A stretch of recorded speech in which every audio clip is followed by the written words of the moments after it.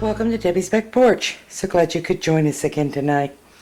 Well, I'm going to make a short video showing you what, in my opinion, is the very easiest sort of fancy company dinner that you can cook. This is the star of the show. This is a sirloin tip roast. Sirloin tip is not your very best cut of meat, but it's pretty darn good. And it is kind of pricey, but it isn't the most expensive beef that you can buy by any shot. There are lots and lots of videos and directions on cooking roast beef, and I'll be honest with you, most of them make me tired. Put it in the oven at this temperature and then move it and then cover it for this long and change your temperature and move it around and put it in this part of the oven. And there are lots of directions about cooking roast beef, and you can certainly do all those. I've done most of them, and some of those things are very, very valid, and some of them serve a purpose, and some of them just don't. So when I cook a roast beef, there are basically two ways that I cook a roast beef, and it depends on the cut of meat. There's no need to make roast beef complicated. The one thing I will tell you is this is not a crock pot recipe. This is an oven recipe, or a roaster oven recipe, and I generally do this in my roaster. So the first thing is the cut of beef. If you have a chuck roast, a shoulder roast, a blade roast, something that's highly marbleized and a less choice cut of meat, you're going to want to braise that. That's a pot roast. You cook it in water slowly. This we're going to roast, and roasting means just putting it in the oven at a reasonably high temperature. We're not going to burn it up, and cook it open in the oven or in the roaster oven if that's what you're using. You don't cover it. There's no water involved. We're going to let the meat cook into itself and concentrate its flavor in a way that doesn't happen when you braise. And I love braising. Braising is the very best thing to do when you have meat that would otherwise be tough. But this meat should not otherwise be tough. This is a sirloin. So match your cooking method to your cut of meat.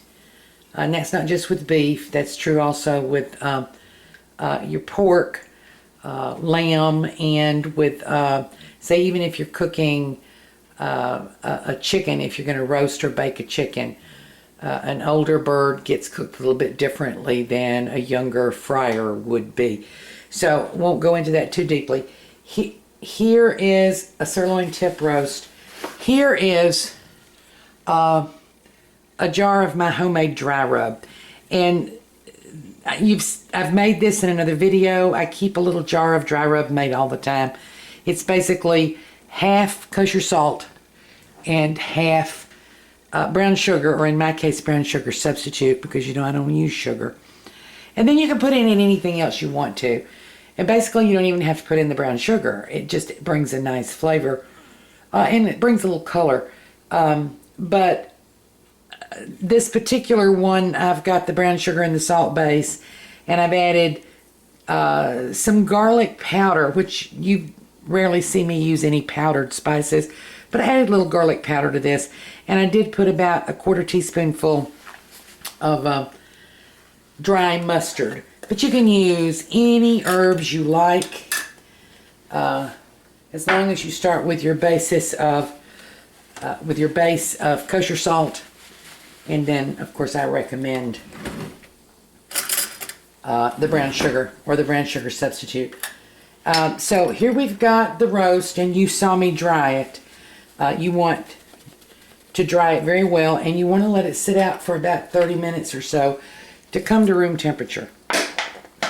I have here some sunflower oil, and I'm going to pour a little on there, kind of rub it in, rub it on both sides.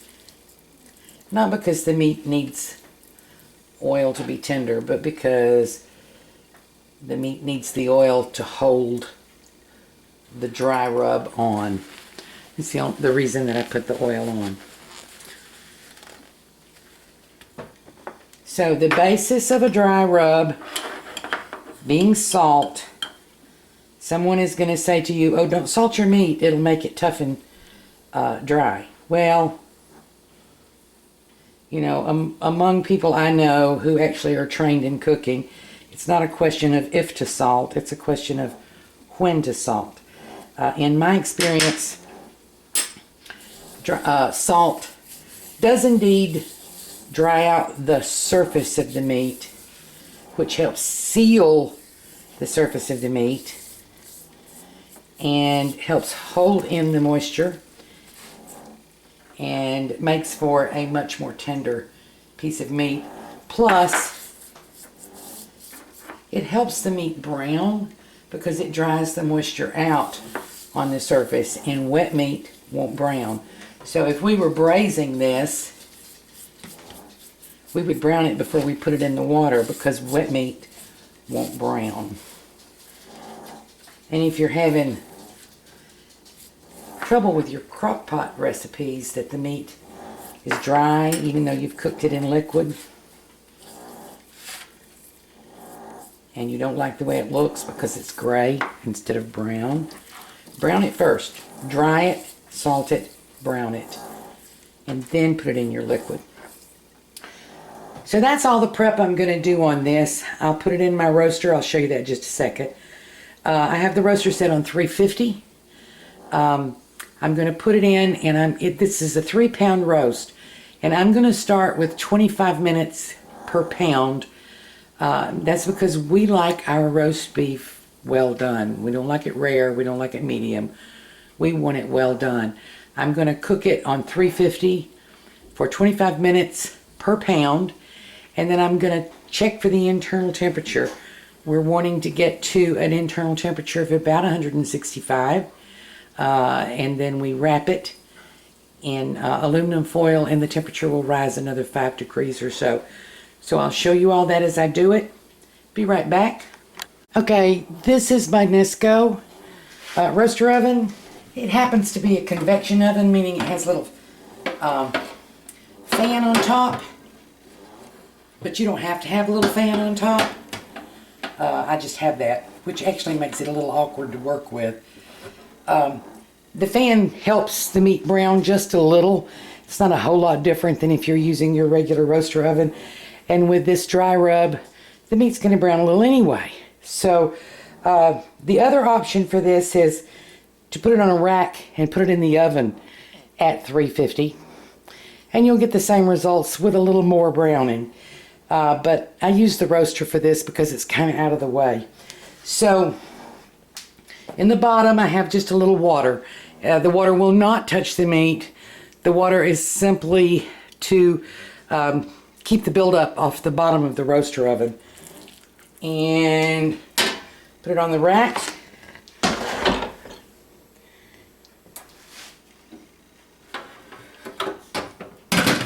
It's preheated to 350. I'm sure I lost some of it then.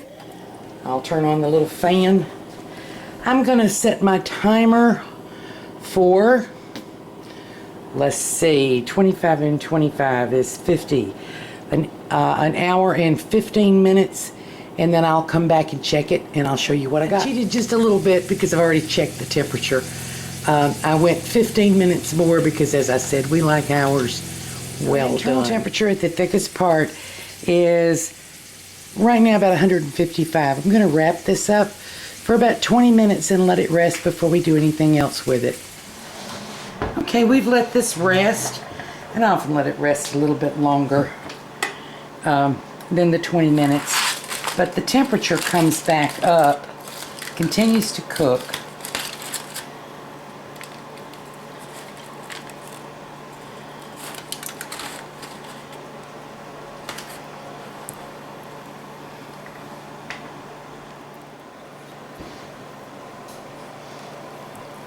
Okay, I'm slicing this for you. And I'll remind you again, Fred and I like ours done. You can cook yours a little bit less. Make it medium well. However you like it. But I want you to look, and I always hope you can see. You see that nice juice? This is not a dry roast. And I cheated and took a bite. It's a tender roast.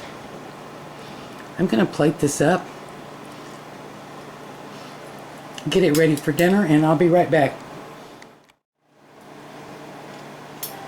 Well, I don't know about you, but I think your guest for Sunday dinner will be pretty darn impressed. So what we have here is our wonderful roast beef, and I'm going to put a little brown gravy over that, and I'll put the notation for how to make that brown gravy. I'm going to have some fondant potatoes back here, and I can make the notation for that too.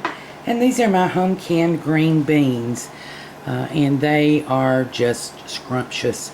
So this is our Sunday dinner. We have guests today, and we wanted to show off a little bit. So speaking of showing off,